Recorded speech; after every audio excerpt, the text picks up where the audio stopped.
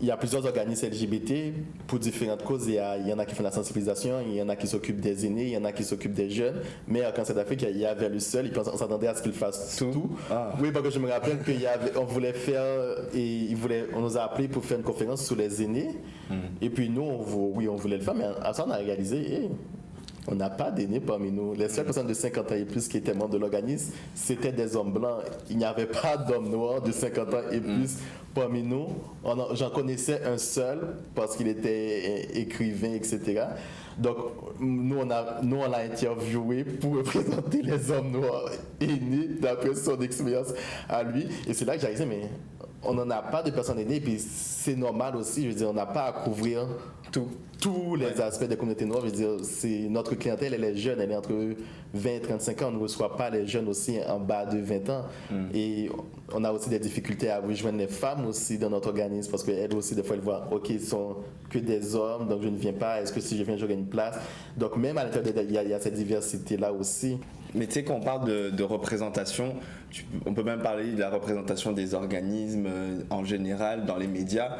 Dès qu'il se passe un événement qui concerne les Noirs de près ou de loin, t'as toujours, ils vont essayer de prendre les premiers organismes noirs sous la main et pour pouvoir leur faire parler au nom de cette cause ou leur faire réagir à cette cause, alors que parfois ça rentre même pas du tout dans la mission. Oui, c'est vrai que moi étant impliqué dans le communauté, c'est quelque chose que j'ai beaucoup vu quand il se passe un événement à l'extérieur qui touche la communauté noire ou la communauté LGBT de près ou de loin. Par exemple, on va associer l'organisme à Cancer d'Afrique à ça. Et des fois, j'ai l'impression qu'on a utilisé à moyen pour faire de la sensation forte, bien que ça peut avoir un bon côté de faire entendre parler de nous, pour être plus reconnu, pour avoir plus de subventions, ce qu'on recherche.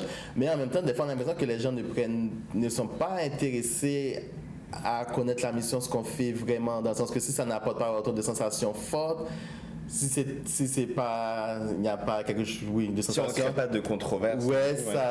Ça ne marche pas. Par exemple, je sais que l'été où ça qu'il y a eu le Black Lives Matter à Toronto, automatiquement on a été beaucoup sollicité cet été-là.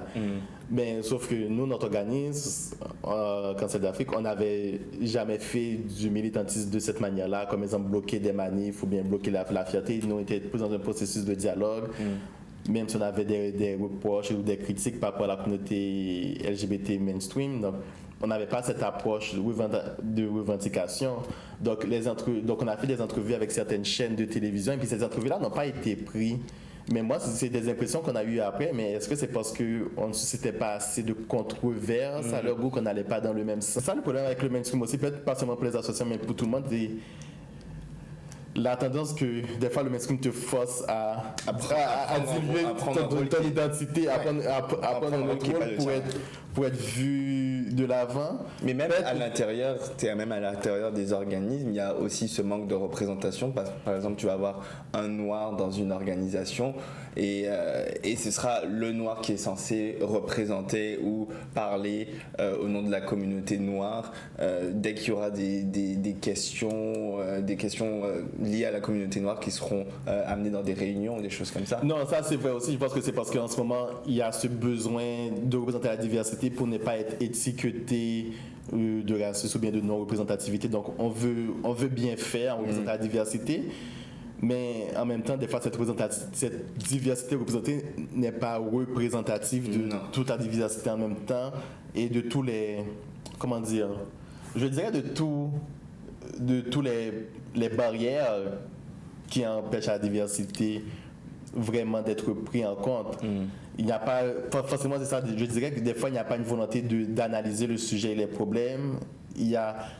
Le problème est vu seulement de manière représentative, au point de vue de visibilité. Exactement. Oui, on va les visibiliser, mais sans prendre en compte peut-être les individualités ou les visions qui sont... Oui. Ouais. Mais c'est encore parce que tu as une vision très homogène de la communauté noire et qu'on ne pense pas souvent que même dans la communauté noire, il y a des opinions qui sont complètement différentes. Oui, c'est pour ça que moi je pense qu'il faut...